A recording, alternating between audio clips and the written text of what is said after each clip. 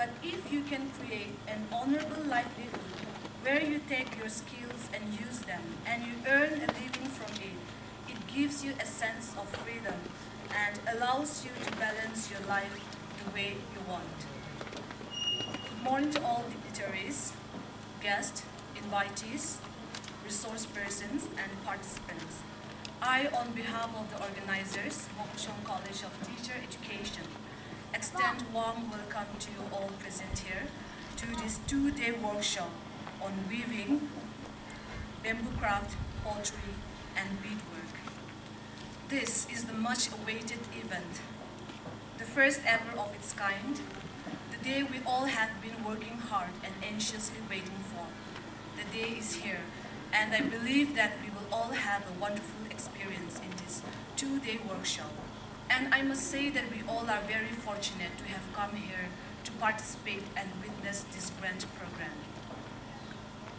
We, the Mokokchung College of Teacher Education, is grateful to our sponsors, Rajiv Gandhi National Institute of Youth Development, Program for Development of Northeast Youth through Higher Education Institutions, Ministry of Youth Affairs and Sports, Government of India, for their wholehearted support. To proceed, let me highlight the order of the inaugural program. Mokokchung College of Teacher Education, two-day workshop on weaving, bamboo craft, pottery, and beadwork. Theme, Indigenous livelihood skills for economic and environmental sustainability. Sponsor, Rajiv Gandhi National Institute of Youth Development, Program for Development of Northeast Youth through Higher Education Institutions, Ministry of Youth Affairs and Sports, Government of India. Date 27 to 28 January 2021.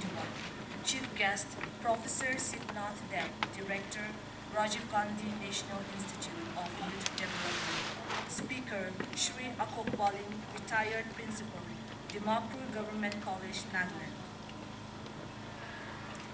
Day 1, 27th January 2021. Registration 8:30 a.m. to 9:30 a.m. Inaugural program 10 a.m. to 11:30 a.m. Hostess Ms. Pome Jordan, Assistant Professor, MCTE. Welcome address Srimati T. Alamlal Longkumer, Principal, MCTE. Significance of promoting indigenous livelihood skills. Shri Akop Balin, Retired Principal, Dimapur Government College, Nagaland. Speech from the chief guest, Professor Sidnath Deb, Director, Rajiv Gandhi National Institute of Youth Development via Google Meet. Now I take this privilege to invite our respected ma'am, Srimati T. Alamlal Longkumer, Principal, MCT, for the welcome address.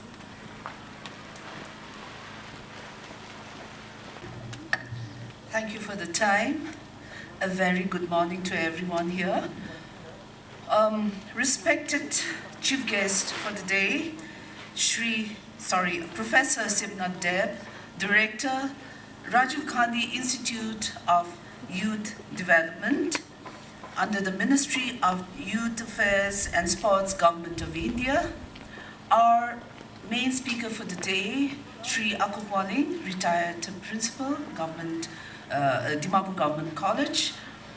Our esteemed resource persons, the 13 resource persons, the weavers, the bamboo craftsmen, the potters and the beaders, our most distinguished invitees, Principal Fazl Ali College, Madam Helen Jamir, Principal Diet Mokokchung, Madam Narula, our guests and reporters from the Department of Information and Public Relations, dear participants, members of MCTE, I extend a very warm welcome. It is a privilege for me and an honor to extend a warm welcome to each and every one of you to this much awaited, as has been rightly said by our hostess, a much awaited program, and we give thanks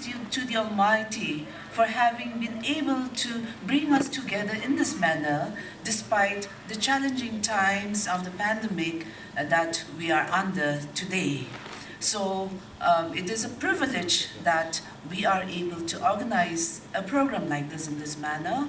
And while saying this, I would like to highlight that for the past almost 2 years, this was a program that we had been having very close to our hearts, and we're looking out for opportunities to organize a program like this, having observed and seen, the dearth of traditional craftsmen, weavers, and the dying arts, the dying traditional arts that we seem to be observing all around.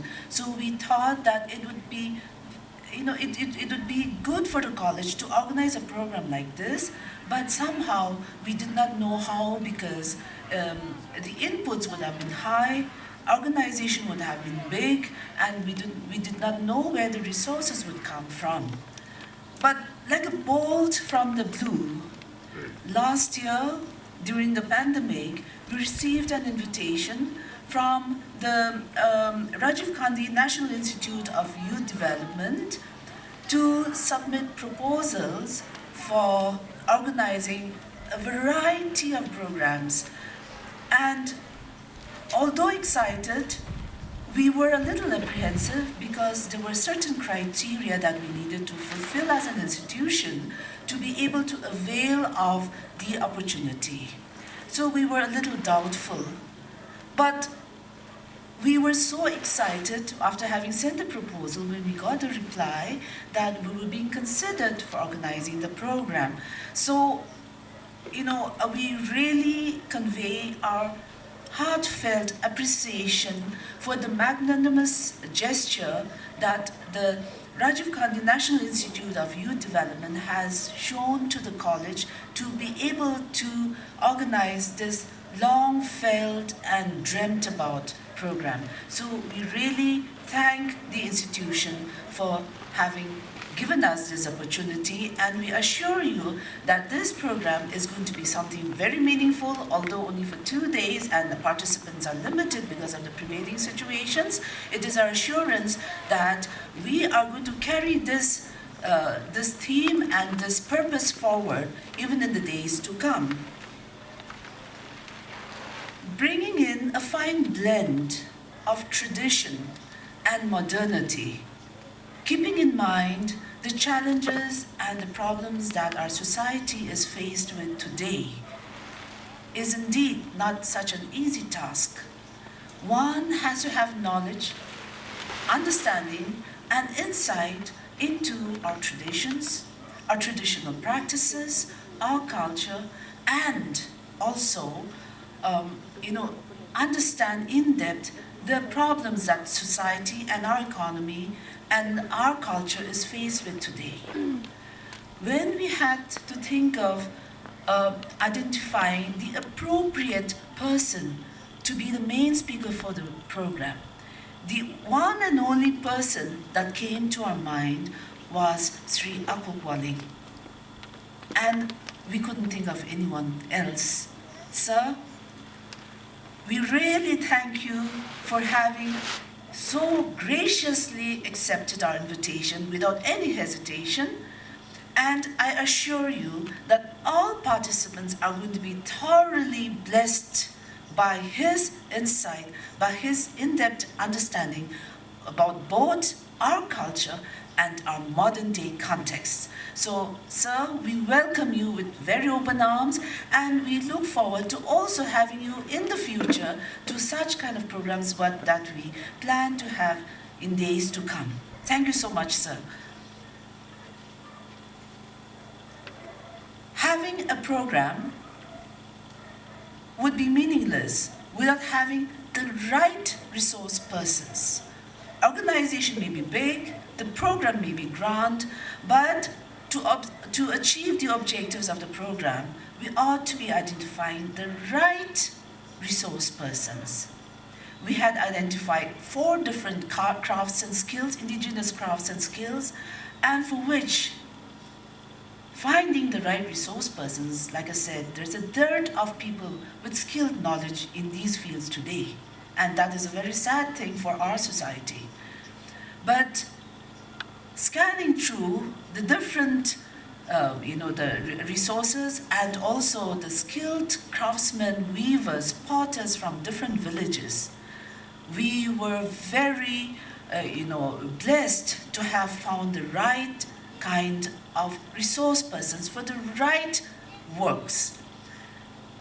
Excuse me if I may have to speak in our mother tongue for the benefit of the resource persons who may not be able to follow the English language. So I would like to extend a very warm welcome to them in our own mother tongue. Yangi Sintavalier Pottery Beadwork Azagwana Artum Asir Au Maba Iyakartum Nunuk Tanayangi Nunuk Shisatsu Asir Mungyan Iyakim Anukten Lamsatab Tsisa Nunugi Mulong Swabela Shisha Akizaka Aronok program no tended ba sushi Nunuk Tankuba Yuanga Nuki Pela Akizapaji Meshi to der Asir Anugi Senutzer Rongsenagi Ipa Nunuk Aruba Asir Ipa program no tended ta Yangi Lanur to Madama Tachang Samudak Tsubaya Anugi Kudang Kuba Yuang Makizakar Asir Anukibo Nunuk Nam Senutzer Rongsenagi Ipa Melenaga Tsitsi Kijam Mako Saka Unuk Sarah Satumbaji Nunuk manani, nunuk anomalia item iyak sangshi asir nunuki matatpa shisatsi manani tarut no asunu lanurtum den lamsa utits da nutsar satamba aji asir ganga dang pela shisha akizakar. With pleasure, I call upon our speaker, Shri Akop Walin, retired principal, Dimapur Government College. Good morning and very happy new year to everybody. Respected principal, MCTE, special invitees and guests, resource persons, and most importantly, although he is physically not here with us, the director of Rajiv Gandhi Foundation for Youth Development, Professor Deb. I'm really thankful to the program organizers for inviting me to be a part of you today, not for reasons of me giving you something. Although we are all teachers, I've not come here today to teach you or train you, but it's always a great pleasure to be with my comrades. So thank you once again for this wonderful opportunity. Principal, when she was making introduction, she has mentioned that I willingly agreed to come here, but I should say she made me willingly accept because I had a lot of my hesitations. I'm not a subject expert here. I'm not from the background of forestry or agriculture or industry. I'm not the economist. My orientation or my background is quite different.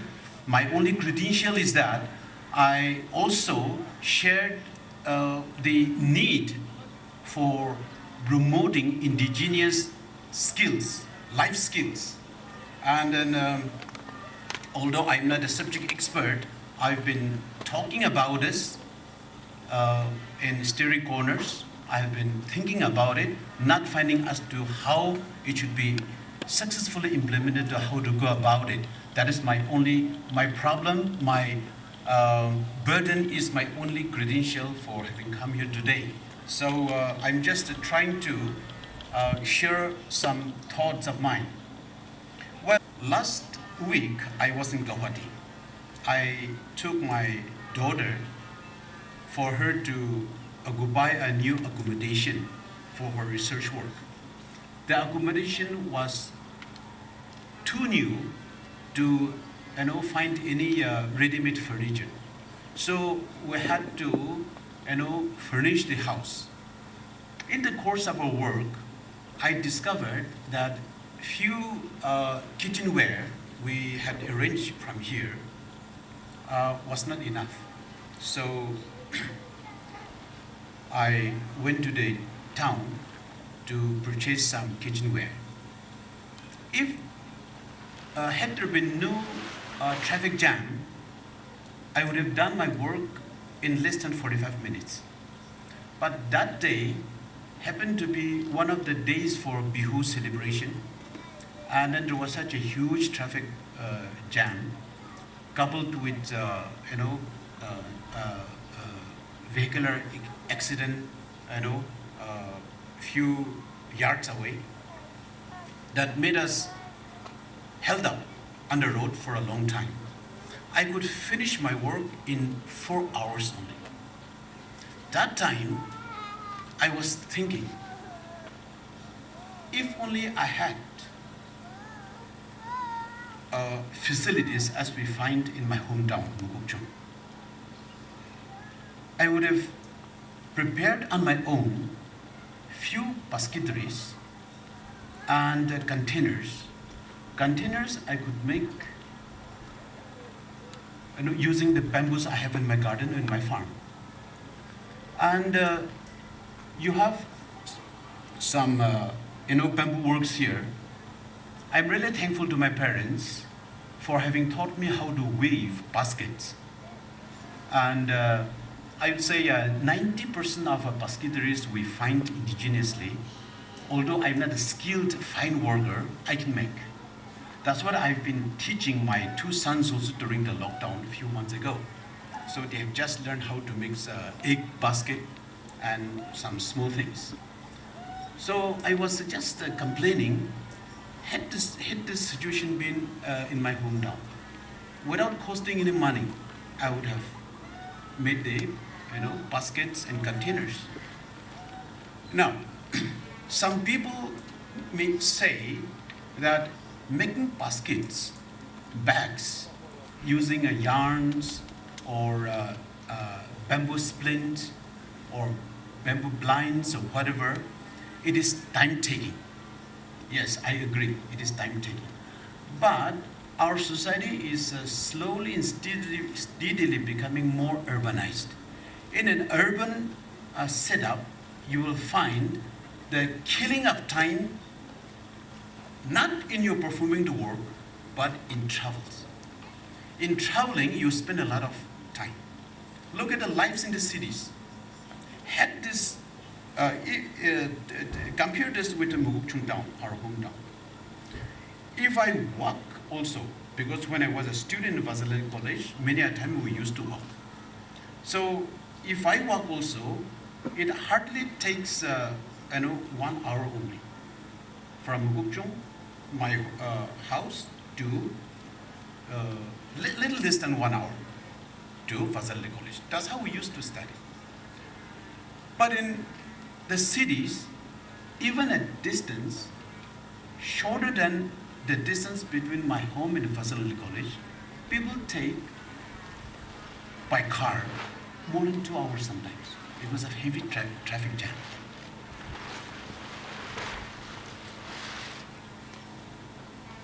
You may say that you buy or you purchase plastic products, metal products, in order to save time.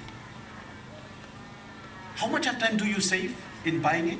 Yes, in the first calculation, you will say, I save about 1 hour. Because I go, you learn so many things. Although the price is more, I gain time. Time is money, people say. So if I go and buy plastic products and come here, I save a lot of time. But they have not calculated the time spent in their traffic jam.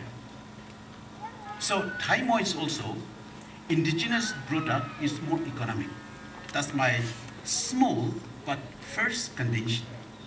Secondly, indigenous products are environmental friendly. Today's topic thank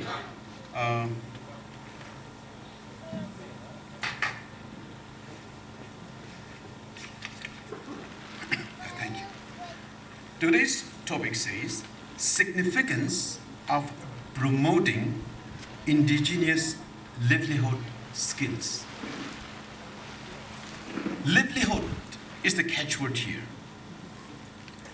Livelihood means securing basic necessities of life. To be wealthy is a different story here. To be a rich man for economic and for economic progress and development, marketing is a different story. But here, livelihood, securing basic necessities of life. My dear friends, we are supposed to be in the primary sector still, where we have to be in the life of producing things firsthand from the soil. Only then can we go for secondary and tertiary sectors, marketing, processing, and then advanced manpower and all that. Now, when the situation so demands that we should still be in the primary sector, the global challenge is such that we are compelled to jump into the secondary and tertiary sector as well. So we have a lot of challenges to respond.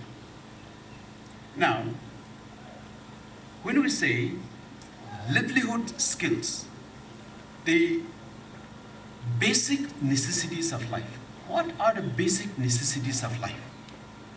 Needless to say, this is comprised of our food, shelter,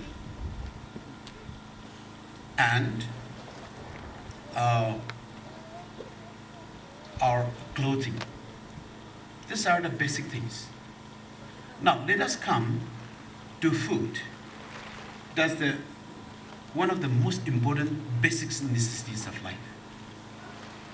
And let us think about the indigenous skills in producing our own food. And I'm really interested to look at the word significance. Today's topic says significance of promoting. The program committee has not used other words other than significance. That's very interesting. They could have used importance of. They could have used some other words. But what is the significance of significance? What is the meaning of significance? Significance, anungki, pungtang. All right. You may say, we don't use this. We are not into this culture any longer. But I tell you, when we use this, we go for catching anu. What for? One, as food. Secondly, as a sport. We use anu for catching birds. Okay, some environmentalists may dislike this anung sport. I mean, bird catching sport. But it comes under infotainment. All right, it is not for destroying nature. It comes under infotainment. So, when you catch anung, prepare the gun or the trap for anung. For birds, where anung is used. Go, play the sport, come, you will learn a lot of things. You learn socialization. You learn the tricks. You learn the vocabulary.